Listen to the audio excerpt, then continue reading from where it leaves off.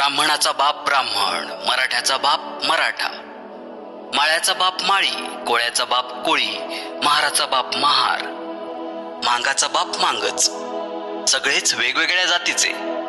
तर मग माणूस मेल्यावर सगळ्यांचा बाप कावळाच का? कुणाचा राजहंस असावा, कुणाचा बगळा असावा, कुणाचा मोर तर कुणाचा बदक असावा.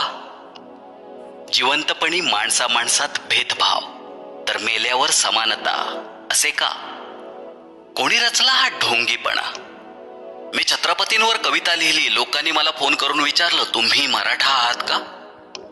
मी बाबासाहेबांवर कविता लिहिली, लोकांनी मला फोन करून विचारलं, तुम्ही बौद्ध आहात का?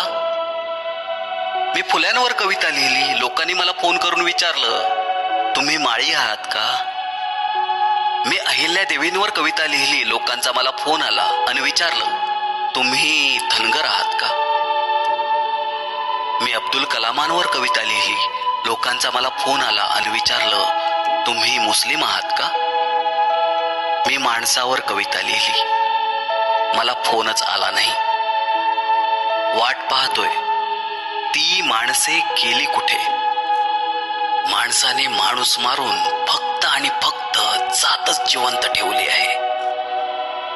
मात्र इथेही मनात प्रश्न उभा राहतो, तो हा की जी गोष्ट मनातून जात नाही ती जात की आणखीन वेगळी कोणती?